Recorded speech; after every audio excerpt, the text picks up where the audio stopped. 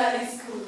We present our national anthem under class 1020H by George and Tosh. Be our guest.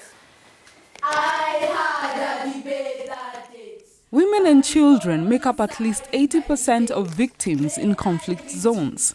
However, rarely do these two groups, children to be specific, appear on the peace negotiation table, particularly in Africa. Just sign of danger. For your life, do not scramble. I bring my message to humble. They are not regarded as agents of change for peace, which means their grievances in their own language is cast into oblivion. Has become one, full of joy, love, and peace, always living together. That's why this song I sing, our national anthem. From the poetic chambers of St. Paul's, we rest our case. Bye. From this background, a pool of experts drawn from various fields partnered for a research project aimed at helping young people build civic national values through artwork, poetry, song, and dance. The researchers include Dr. Marlon Moncrief from the University of Brighton, UK, Dr. Willis Okumu of the Anglican Development Services, Dr. John Mwangi from St. Paul's University, and Professor Ananda Breed from the University of Lincoln, the UK. So basically, this is a small research project that we are conducting together with Brighton University and St. Paul's. So my job at the moment is basically just to introduce the team. The first lesson is going to be asking you the question is what is community? What is tolerance? What is mutual respect? And we want to get your ideas and your understandings of those words. It should be an open conversation. Just be free, right? To express yourself. There will be no examination. So that today, each of you might share a new way of seeing something, a new way of hearing something, a new way of feeling something. Other participants who contributed to the outcome of this research include staff members from participating schools and Rotaract Club members. Teachers in Nepal, we didn't have the opportunity to engage with the teachers so much compared to the teachers here in Kenya. I guess that is why in the last two sessions we've had here in Kenya there was much more confidence in the teachers. But with lesson one, in terms of the children sort of talking about some ideas of what tolerance means to them, of what community means to them, of what mutual respect means to them, I think there were some similar responses. So it would be really interesting to compare those. We want to understand from you what you see as a good community. So you can see what young people across the world, in Asia, think about community. The research investigators sought to identify civic national values as understood by young people sourced from St. Paul's University Primary School and the Loreto Convent Valley Road School.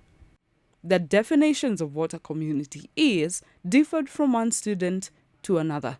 The community is made up of animals, insects, leaders, and the government. In general, like it's people or anything that supports life. A good community is a community which have tolerant and means respect. So a community, I don't think it has to be necessarily like an organization, but unity, exactly. So you have to have unity. A community is made up of love, joy, and peace. Yes. A community is a group of people or organization or organism of any kind, of the same kind, who live in a place and understand each other. So I thought it was interesting how the young people were articulating their life, not only in terms of kind of day-to-day realities of violence in the home, which was expressed today, but also in terms of a broader sense of how they engaged with the environment and the community at large. One comparison between Nepal and Kenya has been, in both places, community is not just your family, not just your friends, but it also includes animals, insects, the environment with rivers and mountains and trees. And so I think the young people have an interesting conceptualization of both what the community is and how one engages in that community in a way to create safe and inclusive societies. You have students probably coming with a mindset that look like they have been taught about what to expect.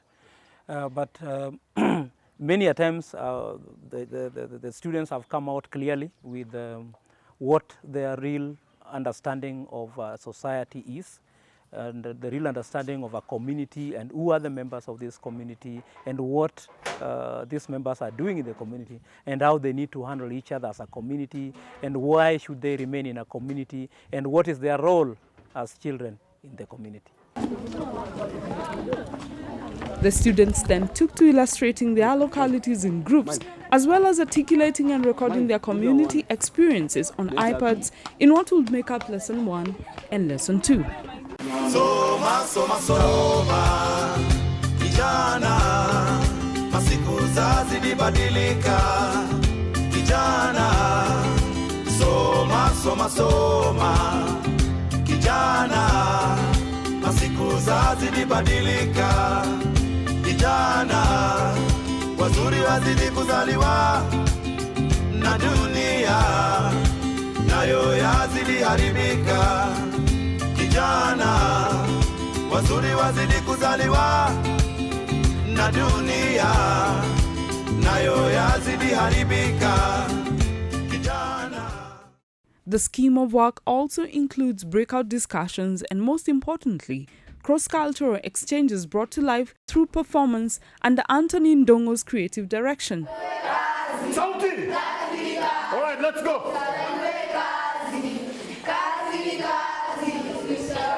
As we sing! Zen Theatre Company's Anthony Ndongo helps the students to act out the illustrations penned in Lesson 1 and 2, which go into film. The live performances then make up for Lesson 3, acting not only as icebreakers among the participants, but as learning points on the subject at hand.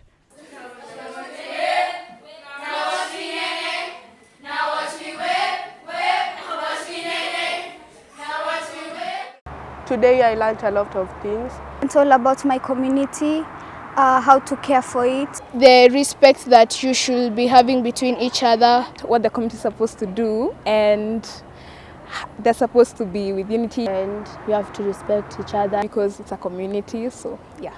Meeting Zen Theatre, working with their methodology in terms of very much exploring kind of on the spot how they can work alongside the young people to transform their ideas into performance. So I've been very impressed by the ability of the whole team to pick up this scheme of work and to really run with it. These lessons are meant to develop thinking, stimulate discussion, and express shared articulation on civic national values such as tolerance and mutual respect at the community level. It's been so interesting.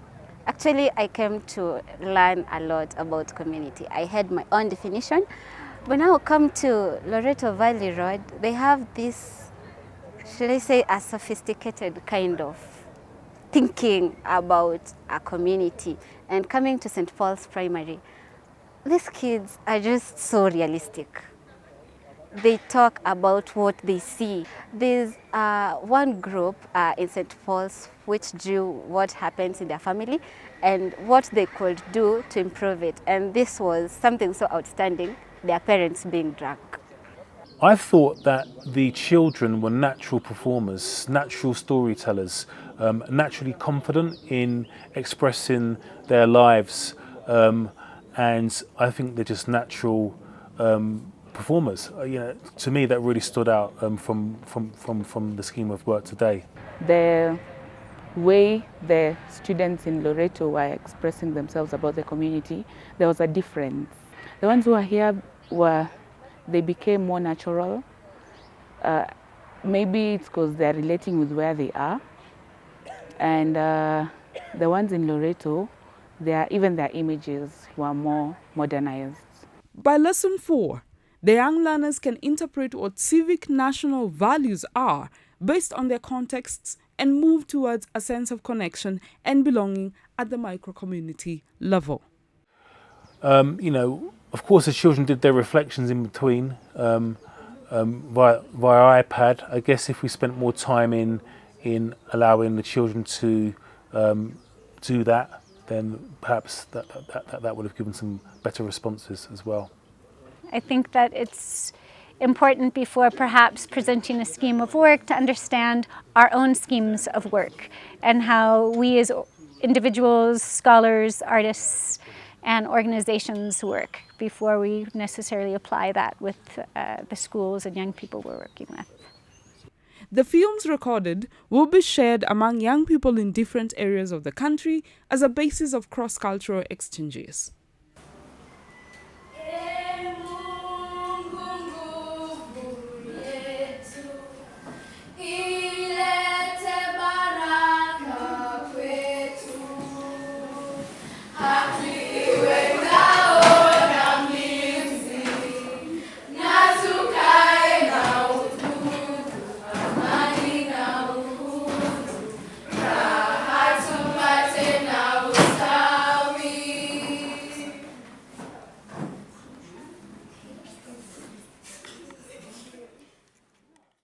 Some of these values to the children, they may not